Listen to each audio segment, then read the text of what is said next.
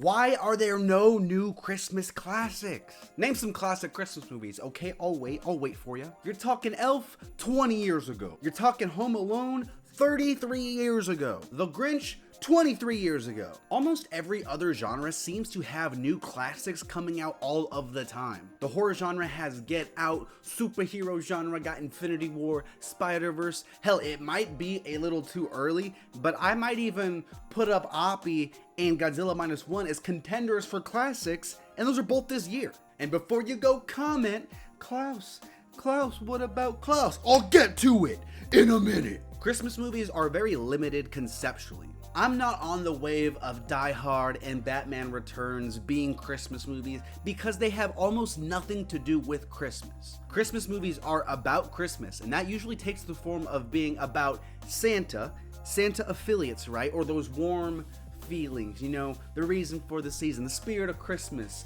love and hope and being kind. Which, first of all, is there a drink called the Spirit of Christmas? Because there absolutely should be. I'm not sure. Those movies like, you know, Polar Express, Wonderful Life, even Grinch, it's all about, you know, the reason we should celebrate Christmas. This is the true meaning of Christmas.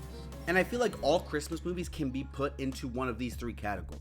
When you're limited in concept, it is extremely tough to make something that is new and interesting.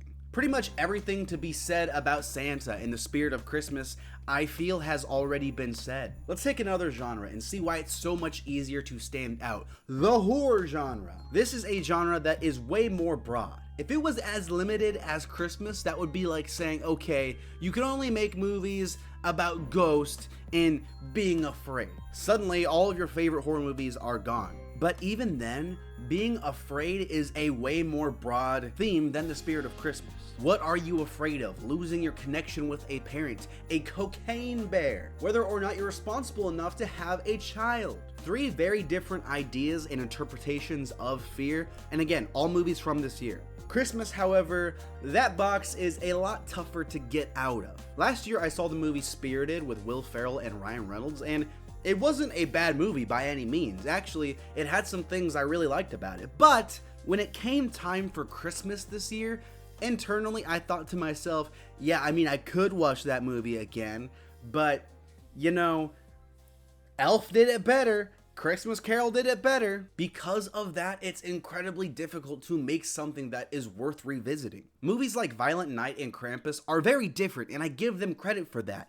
But maybe they're too different. If I sit down with my mom and I go, Mom, listen here, we're gonna watch a Christmas movie, okay? And she's like, oh wow, that's awesome, I want the spirit of Christmas. And I'm like, oh, I know you do, Mom. And then I turn on Violent Night and Santa starts killing people with a sledgehammer, and I go, wait, he's gonna get to the spirit of Christmas, don't worry. She's gonna say, put on Polar Express, put on, you know, the frickin', Christmas Story, put on one of those classics. I don't want Sledgehammer Santa. I actually like Violent Night, and it has those themes in it, but again, it's tough to get there when a lot of movies do it better. People only watch Christmas movies during Christmas time. I'm sorry, okay, I didn't make the rules, but if you're watching Christmas movies outside of like December, maybe November, something's wrong with you, dude. Imagine you turning on Polar Express and it's all snowy, and it's in the summer, and like, you're sweating and there's mosquitoes. Ooh,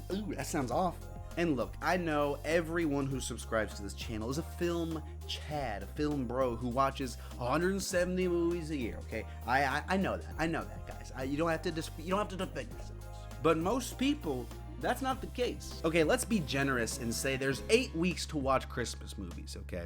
I highly doubt most people living among the normies, as the killer would say, are watching more than a movie a week. But just for fun, just for laughs, let's say that they do. Week 1, hey, you gotta watch Elf. You know, it's one of the best ones, you gotta watch it. Week 2, okay, Home Alone's a classic, it's great. Week 3, The Grinch, gotta watch The Grinch, haven't seen that in a few years. Week 4, okay, well, I mean, some version of the Christmas Carol, you know? Week 5, I mean, dude, Wonderful Life, classic. Week 6, Christmas Story, you shoot your eye out. Week 7, yeah, I can watch one of those old ones, you know, The Dentist Elf, you know, that's a classic. I haven't seen those in a bit, they're nostalgic. Week 8, you know, let's throw in something I haven't seen in a while. Christmas Vacation, or Christmas with the Crank, something like that. By the time you're ready to watch something new, The season's over. I'll just wait until next year, you know? It is literally the only holiday that this is the case. Halloween, right? A movie named Halloween. You watch that in February? Not that weird. No one's gonna bat an eye, right? I don't know why. Again, that's just the way it is. People procrastinate and they like what's familiar. So when it comes time for a family movie night, there is no way the group consensus is saying, you know, let's watch something new. So on top of the fact tons of Christmas movies are the same, when you're only allowed to watch like 2 to 6 a year, you're going to go to those classics, those ones that you're familiar with, that you've been looking forward to all year. You want to play it safe, you want to play it reliable. Let me be clear. I'm not saying modern Christmas movies are bad, okay? Scott Derrickson, the director of The Black Phone, Sinister, and stuff like that, he has a quote I really like where he says, "A good movie doesn't have to reinvent the wheel. Sometimes it just has to keep it rolling." Am I saying we should stop making Christmas movies and just watch the same 10, 15 over and over again?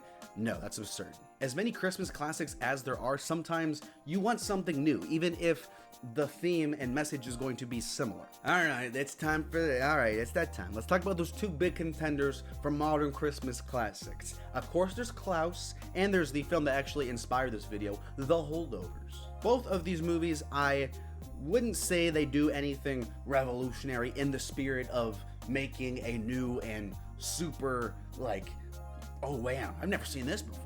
But what they do accomplish is giving us those same comforting feelings we expect from the holiday, but in a new setting with new characters and situations to explore. Will they be Christmas classics?